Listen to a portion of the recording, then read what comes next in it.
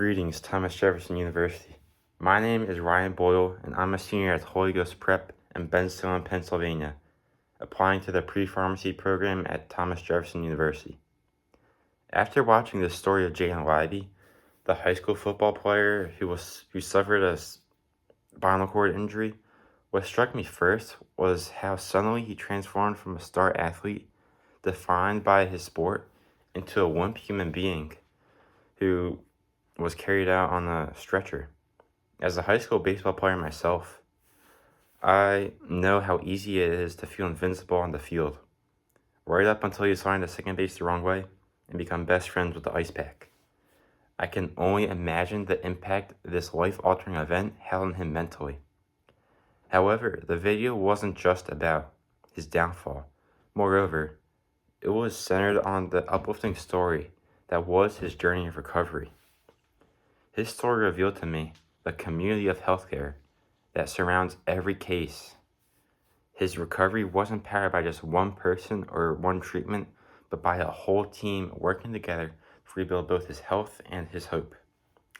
I've experienced smaller scale injuries myself, having sprained my ankle numerous times playing baseball and basketball.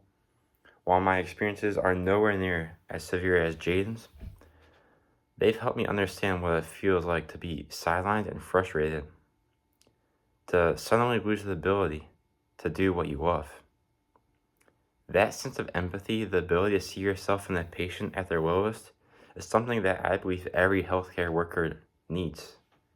This past summer, I shadowed at a physical therapy clinic, IV rehab, where I was able to see the complex paths of recovery that physical therapists designed, while also being able to give some tips to the people in my community that I encounter every day, at my parish, at the grocery store, and in my neighborhood in general. The people I met also discussed with me their journey of healthcare, from physicians, surgeons, radiologists, and now PTs. Specifically, there was one patient recovering from knee arthroplasty who constantly told me that PTs were evil and to never trust them because they always had a secret agenda, plotting to make them do the most difficult tasks.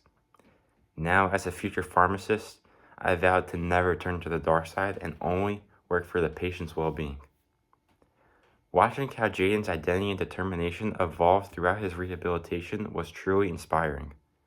His story reminded me that recovery in healthcare isn't just about restoring physical ability. It's about helping someone rediscover who they are after trauma. What stood out was how many professionals worked together to make that possible. From the nurses monitoring his progress to the therapists guiding each step, every small victory was a shared one. Jaden's journey proved that collaboration and compassion can be just as powerful as any medicine or procedure. That, to me, makes healthcare deeply human. In a case like Jaden's, recovery requires a deeply interdisciplinary approach. Emergency responders, neurosurgeons, and radiologists handle the acute injury. Physical and occupational therapists guide him through rehabilitation and retraining muscles. Through movement, counselors and psychologists support his emotional resilience. Nutritionists ensure that his body has the energy and raw supplies it needs to heal. And athletic trainers and exercise scientists help Jaden find new ways to stay active with his new lifestyle. Amidst all this teamwork, pharmacists play a critical yet often overlooked role, making sure that every medication supports Jaden's body and his rehabilitation goals. In spinal cord injuries, medication management can get very complicated. Patients often take several drugs at once for pain, muscle stiffness, blood pressure problems, and issues with bladder and bowel control. Pharmacists help manage all of this by preventing harmful drug interactions in the bloodstream, adjusting doses as needed, and keeping each medication plan as safe yet effective as possible. They also help control bodily functions that can be affected due to an injury to the autonomic nervous system or the spinal cord. For example, they could use certain medications to relax the bladder relieve constipation, stabilize blood pressure when it drops too low or spikes too high. By carefully managing these treatments, pharmacists help patients stay stable and comfortable while other parts of the healthcare team focus on recovery and rehabilitation. Overall, it's an example of how chemistry, physiology, and communication all merge into one unified approach to care. I see myself in that pharmacist role as the bridge between science and empathy.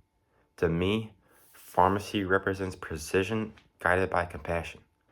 Pharmacists don't just dispense medications, they interpret data, educate patients, and collaborate with every member of the healthcare team to make sure that healthcare is personalized and safe.